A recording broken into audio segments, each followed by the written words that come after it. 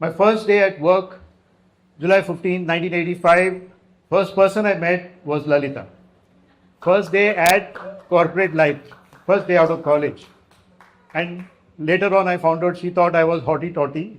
And I was just grateful that she took me to the HR manager to be introduced to him. Uh, then I found out that she was the state vice president of the JCs. I was like, wow, she was about my age, she is about my age, and how did she become state vice president? So that was interesting. And also, my boss asked me to create the purchase order system on IT, and she was the purchase order person. She was making purchase orders, so I had to go to her. Eventually, I ended up writing this poem. If you notice this poem, every second line, the first letters read Lalita. Okay? So this was the poem that sealed the deal for me, actually. 31st December 1986, I proposed to her and told her to take her time. I said, I have a lot of patience. 1st January, the very next day, I met with an accident and still there. Okay. I met with an accident. I showed up at her house in the evening, my hand bandaged, and said, have you made up your mind? The very next day, and she said yes. So that's how it happened. Very interesting. Her parents agreed to the marriage. My parents weren't informed because we knew they were too orthodox for them to even countenance this. So we didn't tell them. We just got married on February 12th. We came from very different backgrounds. So that's a picture of our wedding. This is 1987. We came from very different backgrounds, different religion, different, I would say, degrees of orthodoxy, different languages, English and Hindi, of course, common, but also huge age difference. I mean, just 6 months. We decided early on that we will have some shared interests. And so my quizzing, my table tennis, my coding continued. She learned cooking. And then both of us started writing fiction and poetry. So it's literally common interests as well as the ability to do what we wanted as well. And so we had agreed to do that. Later on, when our son was in school, in order to give him the reading habit, we started a reading club for all the children in the society. We had 70 children that learned the reading habit because of the library that we started. And that brought all the children together, but it also brought us close together.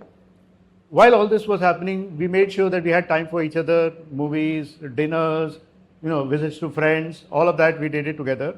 We edited each other's writings.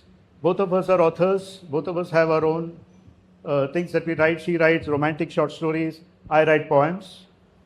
So we have our own pages online. We have our works online. So we helped each other in our writing. We also took care of little things. For example, saying good morning every day, good night, saying I love you. Very important because most people don't actually say it. It's very important to do that every now and then. So we took care of that. We also took a decision early on that I keep changing jobs and she stays in one job so that the family has stability. So on the left you see Alfa Laval, we were there together. That's the company then Erango and Shop Desi are companies that we started.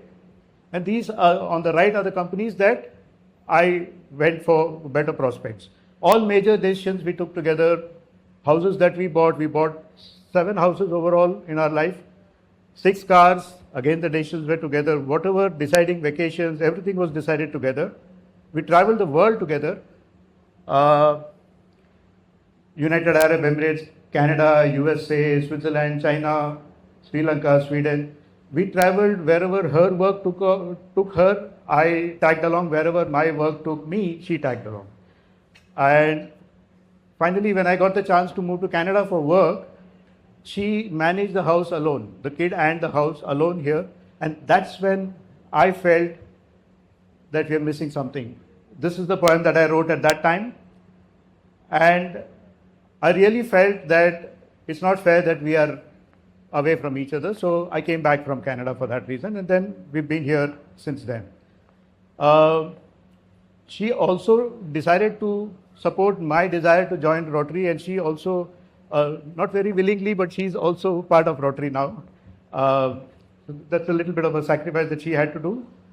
Also, we decided that it's important for us to be able to do big things together, things that we will remember. For example, a stay at the Taj Lake Palace on the left and a stay at Ananda in the Himalayas on the right. These cost us a bomb, but we decided to do it because the memories that it creates for us together is going to hold us together, right?